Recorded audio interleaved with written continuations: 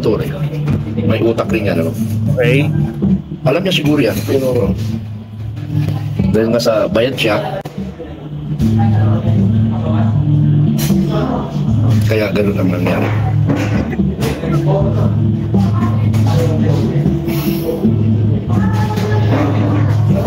Magkakasubukan tayo, General Torre.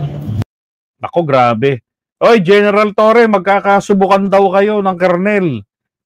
Retired Colonel Metran. O, trages, walang respeto. Kay General Torre. Gusto mo ng gera? Darating tayo niyan. Wow. Kailan yan? Kailan kaya ho? Gira daw yun, ha? Anyway, magre-retired ka rin eh. Hihintayin ho palang magretiro si General Torre. Okay. Pag-retired mo, sasalubungin kita ng kaga ng sampal ng mag-asawa. Grabe, bibigyan niya raw si General Torre na magkabila ang sampal ng mga taong ito. Ano ba talagang kung anong mga trip sa buhay. Si Dado, mura ng mura. Di ba? Banta ng banta. Oh. Mag-invite ng kumalas na kayo sa command. Tanong hindi. Dayari namin kayo. Kung kinakailangan, sunugin namin kayo. Kinakailangan, dami namin pamilya nyo, gagawin namin. Ito naman ho, sasampalin naman daw po, bibigyan ng mag-asawang sampal si General Torre, oras na magretiro na ito. No. Sana seryoso siya, no? Mag-retire ka rin, sasalubungin mo, tandaan mo yan. Hindi ko yan makakalimutan. Sampalin kita ng mag-asawa. Siguro, matagal-tagal na siguro 3 years, ano? Pag-antay ko sa'yo. Bakit hintayin pa yung 3 years? Pumunta ka sa korte, pag nandun si General Torre sa araw ng hearing ni Dado, para makita mo. Tapos tanong mo, na pwede ba kitang masampal?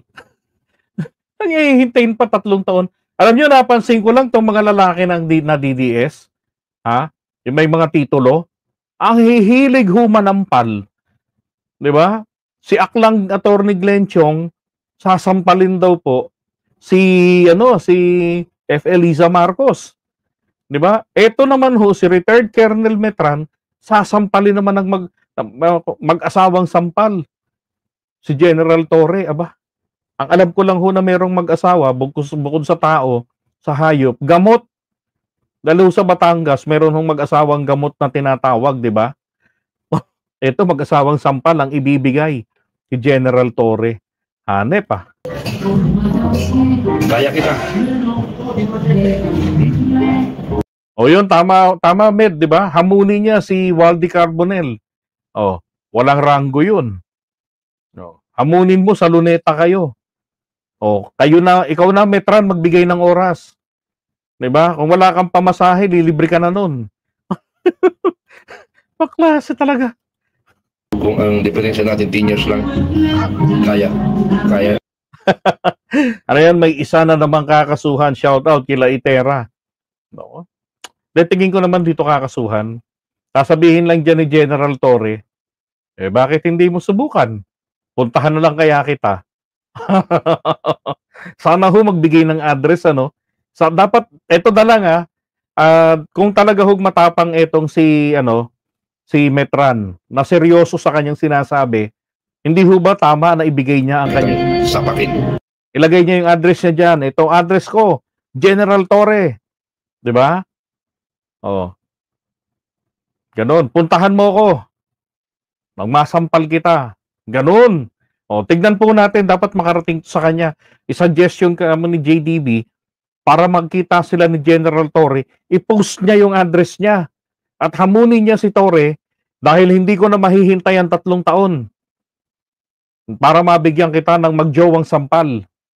Kasi hindi pa naman nagre-retiro eh. Pag magjowa mo ng sampal, di ba? O, ibigay mo yung address mo. O, ito na yung address ko, puntahan mo ako.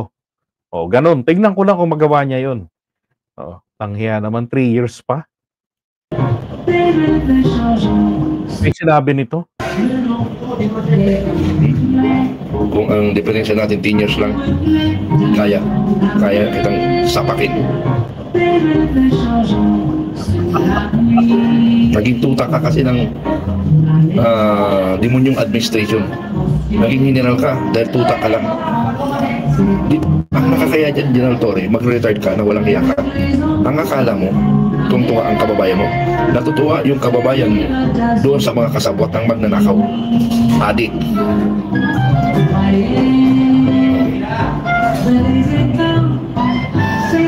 Hindi, kung totoo kang magaling na general, bakit yung isang junior mo hindi mo kayang ipagtanggol? Greldo. Greldo. Kaya nanawagan ako sa mga junior officers ng polis. Pag-isipan nyo kung tama ba ang ginagawa ni Torre at tama ba yung ginagawa ng administrasyon. Pag-isipan nyo. Para bang walang kwenta kayo sa kanila. Even the Armed Forces of the Philippines. Matatakot tayo. So, yun na muna pinaparating ko sa inyo na gusto mo ng gera, mag-gera tayo. Yun, sabi nila Itera. Yung huling sabi niyan na bahagang buntot kay General Torre. Wala mga DDS no, puro banta. Oh, ayun no, suggestion ng mga tao, hamunin niyo si Waldy Carbonell muna.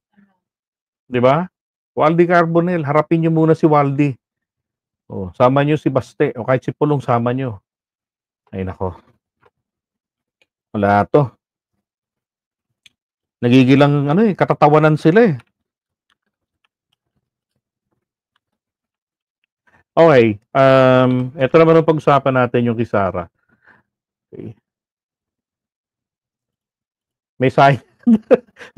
May mga sayad talaga mga ang sumusuporta sa mga tutae. Kaya nga kung hindi maging fake news peddler, 'di ba? May krong-krong.